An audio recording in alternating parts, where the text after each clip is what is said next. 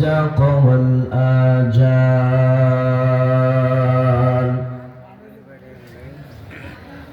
وأمر بذكره وطاعته بالغدو والآصال ونشهد أن لا إله إلا الله وحده لا شريك له ونشهد أن سيدنا وسندنا وحبيبنا ومولانا محمدا عبده ورسوله الذي أرسله بالحق بشيرا ونذيرا وداعيا إلى الله بإذنه وسراجا منيرا أما بعد فأعوذ بالله من الشيطان الرجيم بسم الله الرحمن الرحيم والسماء ذات البروج واليوم الموعود وشاهد ومشهود قتل أصحاب الأخدود النار ذات الوقود إذ هم عليها قعود وهم على ما يفعلون بالمؤمنين شهود وما نقموا منهم إلا أن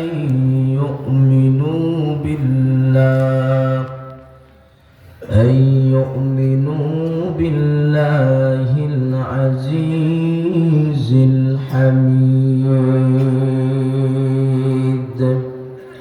وقال النبي صلى الله عليه وسلم خيركم من تعلم القرآن وعلمه. وقال النبي صلى الله عليه وسلم وقال تعالى في شأن حبيبه ومحبوبه ومعشوقه مخبرا وآمرا إن الله وملائكته يصلون على النبي يا أيها الذين آمنوا صلوا عليه وسلموا تسليما. আমরা যারা এখানে উপস্থিত আছি আমাদের অন্তরে নবীজির মহব্বত আছে না নাই? মহব্বতের আওয়াজে নামাজের দুরূদ ইব্রাহিম পড়ি। আল্লাহুম্মা সাল্লি আলা মুহাম্মাদ ওয়া আলা আলি মুহাম্মাদ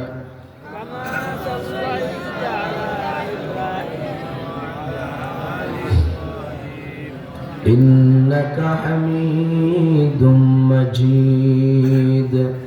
اللهم بارك على محمد وعلى آل محمد كما باركت على إبراهيم وعلى آل إبراهيم إنك حميد مجيد. محمد मोहम्मद ने आकर कुफर को मिटाया, कुफर को मिटाकर सदाकत बताया, बलगल उला बिकमालिही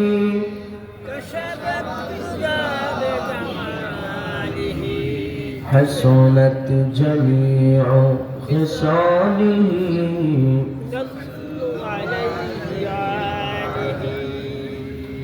ला इलाहा इल्लल्लाह, ला इलाहा मोहब्बत, ला इलाहा इल्लल्लाह, ला इलाहा इल्लल्लाह, ला इलाहा इल्लल्लाह, ला इलाहा इल्लल्लाह, ला इलाहा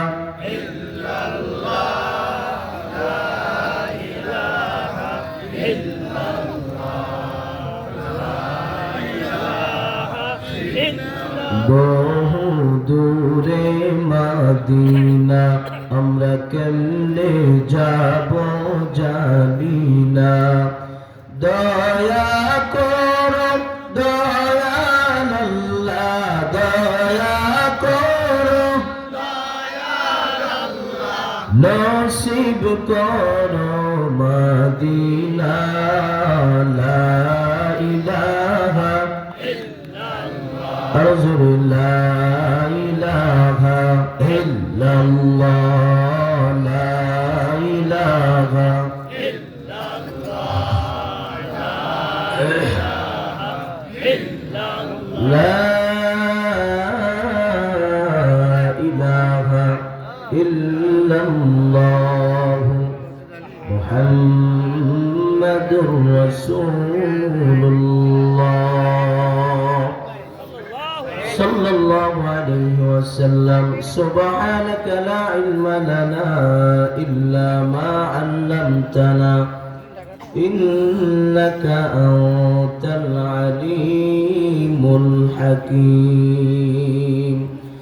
হাজার ব্যথা বেদনার পরে ফিরে আসনি তুমি আপন ঘরে, দিনের আলো তুমি ছড়িয়ে দিতে চলে গেলে মদিনায় মক্কা ছেড়ে, হে রাসূল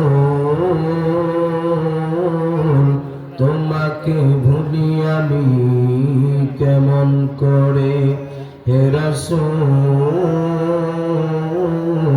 তোমাকে ভুলি আমি কেমন করে। খেনা খেয়ে দিন প্রচারের কাজে নিজেকে দিয়ে বিলিয়ে, ঠিক না? খেনা খেয়ে দিন প্রচারের কাজে নিজেকে দিয়ে বিলিয়ে, তাইফের কাফেরেরা চিহ্ন নাই আলো, দুষ্ট ছেলেদের পিছু দিল লেলিয়ে, পাথরের আঘাতে ক্ষত বিক্ষত হয়ে সারা শরীর থেকে রক্ত ঝরে, হে রাসূল তোমাকে ভুলি আমি কেমন করে, হে রাসূল তোমাকে ভুলি আমি কেমন করে। আলহামদুলিল্লাহ রাব্বিল আলামিন। ঐতিহ্যবাহী শরীয়তপুর জেলা বেদরগঞ্জ থানা অন্তর্গত হাজী মুসলিম খান নুরানি হাফিজিয়া মাদ্রাসা ও এতিমখানার হাফেজ ছাত্রদের পাগড়ি প্রদান উপলক্ষে প্রথম বার্ষিক ওয়াজ ও দোয়ার মাহফিলের মুআজ্জাজ মুকাররম হযরত উলামায়ে কেরাম আমার সামনে উপবিষ্ট দিনদার ইমানদার মুসলমান ভাইরা, পর্দার আড়ালে অবস্থানরত আমার শ্রদ্ধেয় সম্মানিত মা ও বোনেরা, সর্বপ্রথম মহান মালিকের দরবারে প্রাণ করে নিয়ামতের শুকর আদায় করছি যে আল্লাহ রাব্বুল আলামিন আপনাকে আমাকে হাজারো মুসলমান থেকে যাচাই বাছাই করে কোরআন হাদিসের মজলিস, গুনাহ মাফের মজলিস, জান্নাতের বাগানে আসা এবং বসার মতো তৌফিক দান করেছেন। এজন্য মুসলমান হিসাবে ঈমানের আওয়াজকে উঁচু করে এক কণ্ঠে এক আওয়াজে সকলেই আল্লাহ রাব্বুল আলামিনের নিয়ামতের শুকর আদায় করি। জবান খুলে আওয়াজ করে পড়ি আলহামদুলিল্লাহ। মহান রব্বে কাবার দরবারে আরো অসংখ্য গণিত শুকরিয়া যে আল্লাহ রাব্বুল আলামিন আমাদেরকে বিনা দরখাস্তে মুসলমানের ঘরে পাঠাইছেন। সুবহানাল্লাহ নাই? আরো অসংখ্য গণিত শুকর যে আল্লাহ রাব্বুল আলামিন আমাদেরকে শেষ নবী, শ্রেষ্ঠ নবী, আখিরি নবী মুহাম্মদুর রাসূলুল্লাহ সাল্লাল্লাহু আলাইহি ওয়াসাল্লামের উম্মত বানিয়েছেন। এজন্য আমরা খুশি না বেজার? খুশি। আমার নবীর মতো আর কোন নবী আছে? যার ঈমান যতটুকু তার আওয়াজ হবে ততটুকু। আমি যতক্ষণ কথা বলবো আওয়াজ দিতে হবে। এক একজনের তবিয়ত এক এক রকম। কেউ আছে কথা না বললে বলতে পারে, আবার কেউ আছে কথা না বললে বলতে পারে। আমি সেই বহু দূর থেকে আসছি। গতকালকে প্রোগ্রাম ছিল নেত্রকোনাতে, সারা রাত ঘুম নাই। সকালে আসতে এসে ফজর পড়ছি, পরে কিছুক্ষণ পরে আপনাদের এখানে বের হয়েছি। আসলে এগুলো বলার কিছু না। আমরা যেহেতু কোরআন হাদিসের কথা বলি, সফর করতেই হয়। আপনাদের কাছে আকুল আবেদন থাকবে, বিনীতভাবে অনুরোধ থাকবে, আমি যতক্ষণ কথা বলবো হা না, সুবহানাল্লাহ, আল্লাহু আকবার, ঠিক না বেঠিক, ঠিক বা হা না, এই আওয়াজগুলো কি দিতে পারবেন? ইনশাআল্লাহ। কারা কারা দিতে পারবেন? দুইটা হাত উঁচু করার জন্য মাশাআল্লাহ। নারা দেন তো, আপনি নারা দেন। নারায়ে তাকবীর, নারায়ে তাকবীর, মাশাআল্লাহ। আল্লাহ কবুল করুন, আমিন। আমাকে যিনি দাওয়াত করেছেন, গত বছর আমি ঢাকা মিরপুরে একটা মাহফিল করেছিলাম। ওখান থেকে উনি আমার আলোচনা শুনে হয়তো আল্লাহ রিজিক রাখছেন আপনাদের এখানে, ওই পরিচয়ে তিনি আমার থেকে নাম্বার নিয়েছিলেন। এবছর আমাকে দাওয়াত করেছেন। কারণ আমি যে প্রধান বক্তা, বয়সও কম, চেহারা বডিও নাই, চেয়ারও বড় আমার থেকে, খালি রয়েছে কত। হ্যাঁ, এখানে স্টেজে ওলামায়ে কেরামরা বসা আছে। আর আমারে দেখে কি ওয়াজ শোনার মতো রুচি আছে আপনার গো? ইনশাআল্লাহ। কি বলেন ভাই, আছে? ইনশাআল্লাহ। রুচি থাকুক বা না থাকুক, আমার বানানো কোনো কথা বলবো না, যা বলবো আল্লাহ কোরআন থেকে। কথা বলেন ঠিক কি না? কোরআনের কথা যদি আপনার আমার বিরুদ্ধে যায়, কোনো অসুবিধা আছে? যদি আপনার কোনো নেতার বিরুদ্ধে যায়, কোনো সমস্যা আছে? এখন কয় না, আবার আপনারাই অসুবিধা করেন। কথা ঠিক না? এই বয়সে জেলও কাটছি। আহা, এজন্য আপনারাই বলেন যে অসুবিধা নাই, আবার আপনারাই কোন জোর কথা কওয়া যেত, কত কথা। যাই হোক ভাই, আমাকে বলা হয়েছে সূরা বুরুজ থেকে আলোচনা করতে, ঈমানের আলোচনা। ঈমানের আলোচনা শোনার মতো কি আপনাদের সময় আছে তো? ইনশাআল্লাহ। আল্লাহ কবুল করুন, আমিন। আমি যে সূরাটি তেলাওয়াত করেছি, কোরআনে কারিমে আল্লাহ রাব্বুল আলামিন 114টি সূরা নাযিল করেছেন। একটু আওয়াজ দিয়ে বলেন, কোরআনে কারিমে কতগুলি সূরা আছে? 114টি। ভাই আওয়াজ যাতে না কমে, আপনার কমলে তো আমার অসুবিধা। কালকে আবার আরেক জায়গায় যেন গলা যাতে আমার সমস্যা না হয়, আপনার আওয়াজ ঠিক রাখবেন ইনশাআল্লাহ। কোরআনে কারিমে আল্লাহ রাব্বুল আলামিন 114টি সূরা নাযিল করেছেন। তার মধ্য থেকে 85 নং সূরা, সূরার নাম হলো সূরা বুরুজ। আওয়াজে বলেন, সূরার নাম কি? সূরা বুরুজ। মাশাআল্লাহ। এই সূরা বুরুজ এর থেকে কয়েকটি আয়াত আমি আপনাদের সামনে তেলাওয়াত করেছি। এই সূরাতে আয়াত আছে 22টি, রুকু আছে 1টি। কোরআনে কারিমের 85 নং সূরা। এই সূরাটি নাযিল হয়েছে মক্কাতে। কোথায়? মক্কাতে। মক্কা মদিনা গেছেন কারা কারা? একটু হাতটা তুলেন তো দেখি। মাশাআল্লাহ, কয়েকজন যাবেন। কারা কারা নিয়ত আছে কার কার? আল্লাহ কবুল করুন, আমিন। প্রতিটা মুমিনের প্রতিটা ইমানদারের মনের তামান্না হলো জীবনে একবার হলেও আল্লাহ যেন মক্কা এবং মদিনা জিয়ারতের তৌফিক নসিব করে জোরে পড়া আমিন। এই সূরা শানে নুজুল সম্পর্কে উলামায়ে কেরাম তাফসীরকারগণ তারা লিখেছেন, কেউ বলেছেন মুমিনের অগ্নি পরীক্ষা, কেউ বলেছেন নির্যাতিত মুসলমানদেরকে সান্ত্বনা দেওয়ার জন্য। কেন? আমার নবীর বয়স যখন 40 বছর একদিন, 40 বছর একদিন আল্লাহ রাসূলকে নবুয়তি দিলেন, রাসূলের উপরে কোরআন নাজিল হতে আরম্ভ করলো। আমার নবী প্রথম 3 বছর গোপনে গোপনে কোরআনের দাওয়াত দিয়েছেন। কত বছর? 3 বছর। এটা প্রকাশ্যে না গোপনে? একটু বলেন, প্রকাশ্যে না গোপনে? গোপনে। 3 বছর গোপনে দাওয়াত দেওয়ার পরে আল্লাহ রাব্বুল আলামিন কোরআনে কারীমের এক আয়াত নাযিল করলেন। সুবহানাল্লাহ। আল্লাহ বলেন, وأنذر عشيرتك الأقربين।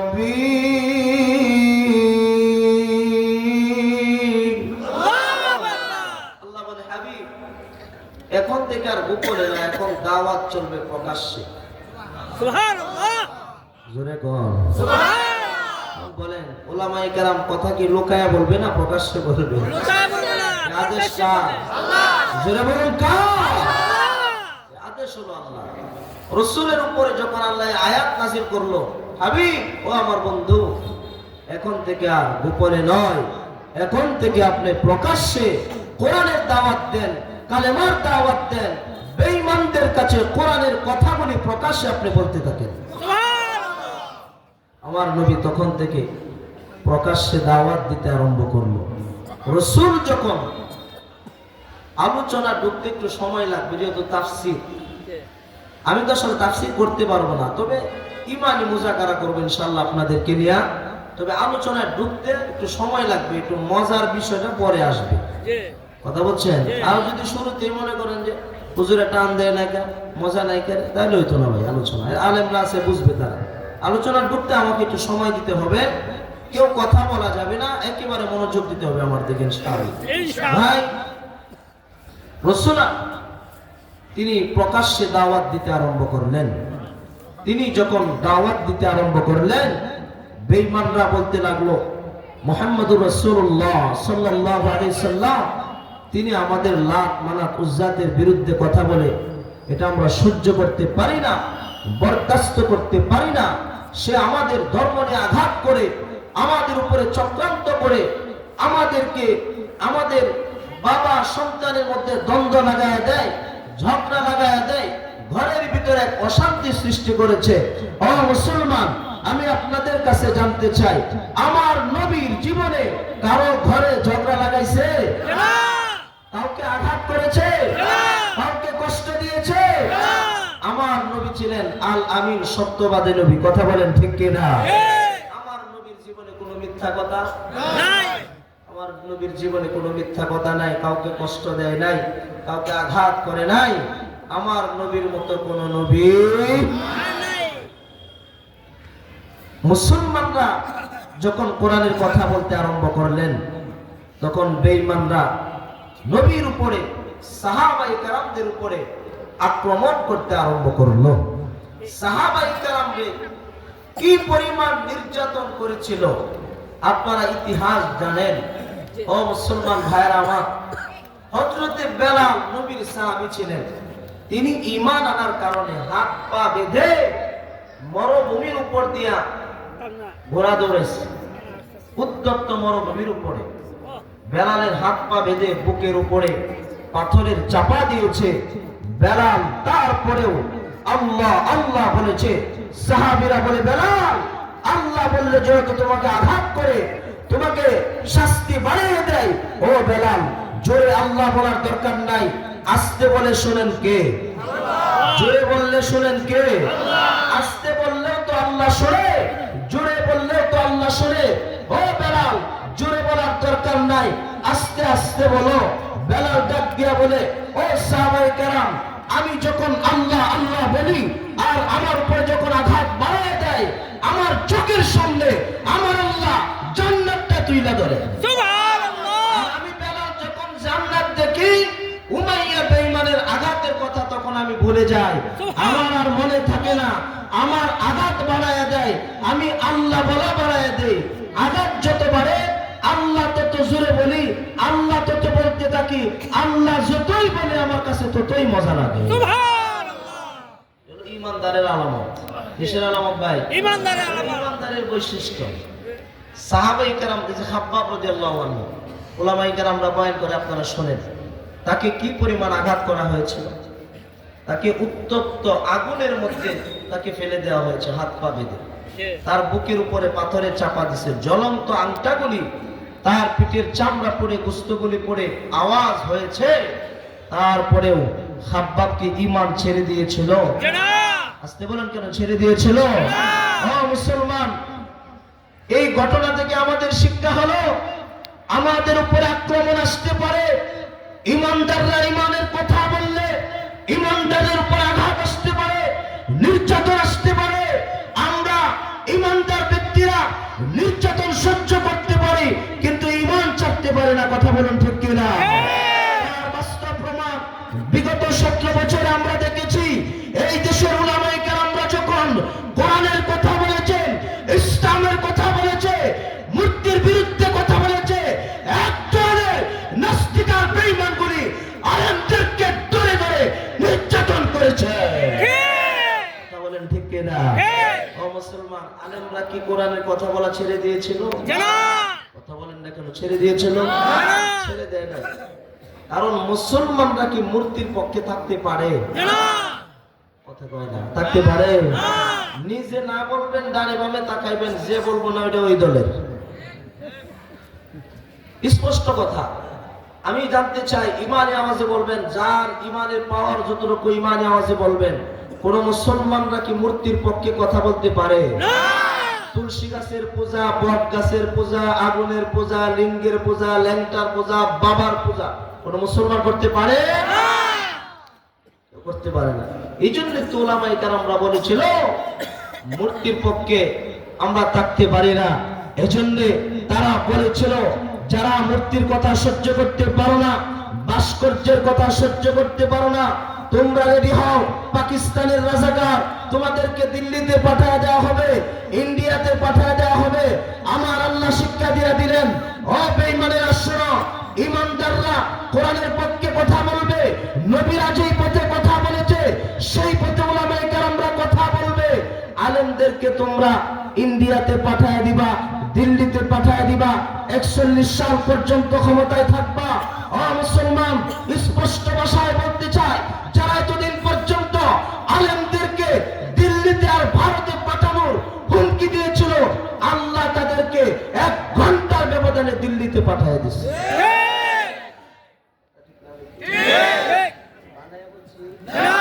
মিথ্যা বলছি? বাপের বেটা হইলে দাঁড়াও, দাঁড়ায় বলো, কিন্তু বলার কোনো সাহস নাই। ওরে পাওয়ারটা কি ছিল? রাগ করতেছেন আপনারা? রাগ করলেও কিছু করার নাই, এগুলা শুনতে হবে। কম জ্বালানি জ্বালান না এম করে। এই দেশের হক্কানি যত উলামায়ে কেরাম, প্রত্যেকটা উলামায়ে কেরামের চোখের পানি জেলখানায় পড়ছে। আর পড়ার কারণে, আলেমদের বদদুয়ার কারণে 17 বছরের ক্ষমতা এই কলিজার টুকরা যুবক ভাইদের কারণে, তারা যখন হাতে হাত রেখে ঐক্যবদ্ধ হয়ে, তারা যখন জীবন দেওয়ার জন্য, রক্ত দেওয়ার জন্য এক হয়ে যখন রাস্তায় নেমে গেছে, 17 বছরের ক্ষমতা 1 ঘন্টার ব্যবধানে আল্লাহ তছনছ করে দিয়েছে। ঠিক আছে তো? এজন্য ভাই, ক্ষমতা চিরকাল থাকে না, ক্ষমতার মালিক কে? আল্লাহ। আসতে বলেন কেন? কে? কিছুক্ষণ সময় দেওয়া যাবে তো ইনশাআল্লাহ? ভাই, আল্লাহ কবুল করুন, জোরে বলেন আমিন। ভাই, আলেমরা মূর্তির বিরুদ্ধে বলছে। কোন মুসলমান মূর্তির পক্ষে স্লোগান দিতে পারে? পারে না। আমার নবী মূর্তির পক্ষে কথা বলছিল? এজন্য ভাই, কোন মুসলমানরা মূর্তির পক্ষে বলতে পারে না। যারাই বলছে, আল্লাহ মূর্তির দেশে তা করে পাঠিয়ে দিচ্ছে। কথা কন না কেন ভাই? ভয় পাচ্ছেন নাকি আপনারা? কোন ভয় আছে? ভয় নাই ওরে, কোনো ভয় নাই, আল্লাহ যদি থাকে সহায়। ঠিক না? বিপ্লব মানে জীবন দেয়া, বসে থাকা নয়, সে কোনদিন আসবে না রে, করো যদি ভয়। বিপ্লব মানে জীবন দেয়া, বসে থাকা নয়, সে কোনদিন আসবে না রে, করো যদি ভয়। আসবে বিজয়, রক্ত আর জীবনের বিনিময়। আসতে বলেন কেন? ঠিক কিনা? আসবে বিজয়, রক্ত আর জীবনের বিনিময়। বিপ্লব মানে জীবন দেয়া, বসে থাকা নয়, সে কোনদিন আসবে না রে, করো যদি ভয়। বিপ্লব মানে জীবন দেয়া, বসে থাকা নয়, সে কোনদিন আসবে না রে, করো যদি ভয়। লড়াইয়ের ওই ময়দানেতে যেতে তোমাকেই হবে, প্রয়োজনে সব রক্তটুকু জমিনেই ঢেলে দিবে। লড়াইয়ের ওই ময়দানেতে যেতে তোমাকেই হবে, প্রয়োজনে সব রক্তটুকু জমিনেই ঢেলে দিবে। তবু তোমায় লড়তেই হবে, মানবে না পরাজয়। বিপ্লব মানে জীবন দেয়া, বসে থাকা নয়, সে কোনদিন আসবে না রে, করো যদি ভয়। বিপ্লব মানে জীবন দেয়া, বসে থাকা নয়, সে কোনদিন আসবে না রে, করো যদি ভয়। ও মুসলমান ভাই, এই দেশের কলিজার টুকরা যুবক ভাইরা হাতে হাত রেখে ঐক্যবদ্ধ হয়ে জীবন দেওয়ার জন্য, রক্ত দেওয়ার জন্য রাস্তায় নেমে গেছে। 17 বছরের স্বৈরাচার পালাতে বাধ্য হয়েছে। ও যুবক ভাইরা, এখনো সময় অনেক বাকি আছে, হাতে হাত রাখো, ঐক্যবদ্ধ হও। এই দেশে যতক্ষণ পর্যন্ত কোরআনের আইন পার্লামেন্টে বাস্তবায়ন না হবে, ততদিন পর্যন্ত ঐক্যতা নষ্ট করা যাবে না। কথা বলুন ঠিক কিনা?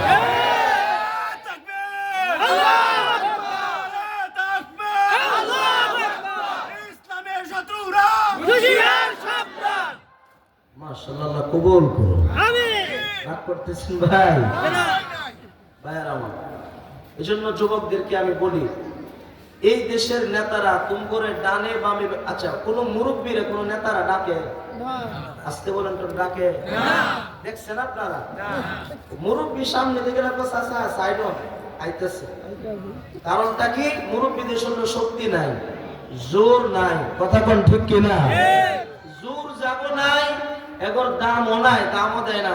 কিন্তু যুবকদের রক্ত গরম, যুবকদেরকে ডাকে, সামনে নিয়ে যায়, সামনে দেয়, মারামারি করে যুবকেরা, প্রস্তুতি গ্রহণ করে। আর নেতারা এসের নিচে বৈশা এই লক্ষ লক্ষ কোটি কোটি মানুষের টাকাগুলি তারা বসে বসে খায়।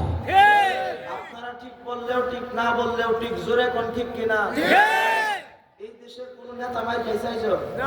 কথা কোন না কেন? মার খাইছে? ক্ষমতা যাওয়ার আগে এরা বিদেশ গিয়ে বয়ে গেছে। কথা কোন না কেন? তার মানে যুবক ভাই, তোমাদেরকে ব্যবহার করে এই দেশের যে যুবকরা নেতার পিছে ঘুরে, বলো কি পাইছো? কিচ্ছু পাও নাই, বরংস মা বাবার বদদুয়া পাইছো, এলাকার মুরব্বীদের দোয়া পাইছো, আলেমদের বদদুয়া পাইছো। কারো দোয়া পাও নাই, সবার বদদুয়া পাইছো। কিন্তু তারপরেও এই দেশের উলামায়ে কেরামরা তোমাদের পক্ষে কথা বলে। এই দেশের উলামায়ে কেরামরা যুবকদেরকে নিশা থেকে কিভাবে বাঁচাতে পারে, নামাজি বানাতে পারে, দিনদার বানাতে পারে, এই পক্ষে কথা বলে। কথা বলেন ঠিক কিনা?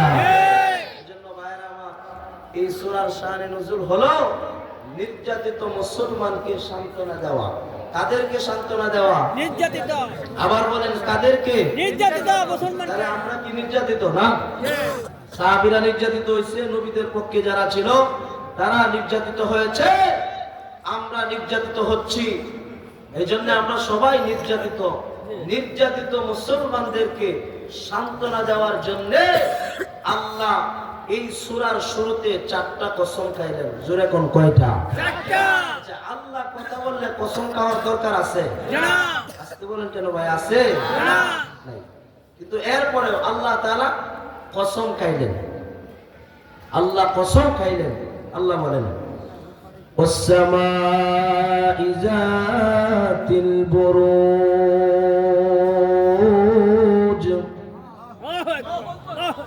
আল্লাহ বলেন, বুরুজ বিশিষ্ট আসমানের কসম আমি আল্লাহ খাইলাম।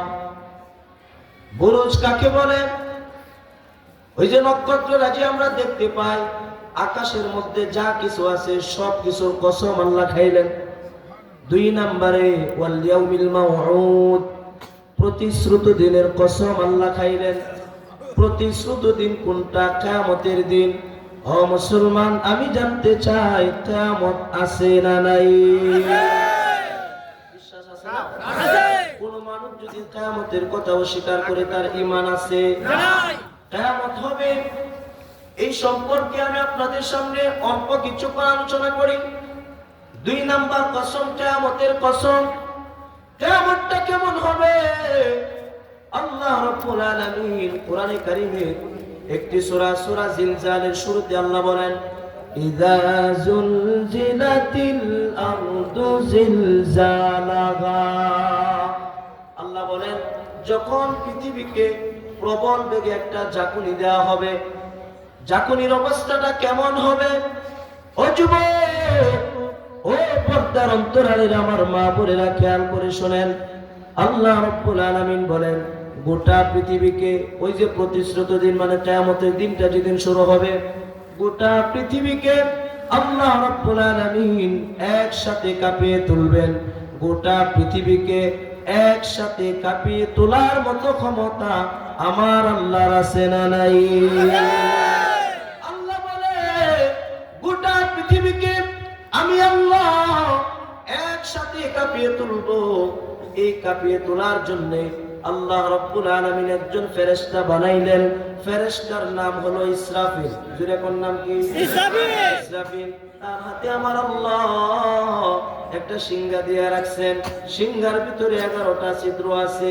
এই বাঁশিটা লইয়া ইসরাফিল আরশে আজিমের দিকে তাকায় আছে, আর আল্লাহর দিকে তাকাইয়া তাকাইয়া সময় গণনা করতেছে। আসমানের মালিক আমার আল্লাহ যখন অর্ডার করে দিবেন, ঘোষণা করে দিবেন, ইসরাফিল তোমার বাঁশিটা বাজাও, ইসরাফিল তখন মোট 2 বার সিংহায় ফু দিবে। যেরকম কয়বার? 2 বার। প্রথমবার যখন ফু দিবে অবস্থাটা কেমন হবে শুনেন। আল্লাহ রাব্বুল আলামিন কোরআনে কারীমের মধ্যে তিনি জানায় দিলেন, ইয়াউমা তারাউনাহা তাযহালু কুল্লু মুরদিআতিন আম্মা আরদাআত ওয়া তাদউ কুল্লু যাতি হামলিন হামলাহা ওয়া তারান নাসা সুকারা ওয়া মা হুম বিসুকারা ولكن عذاب الله ولكن عذاب الله شديد।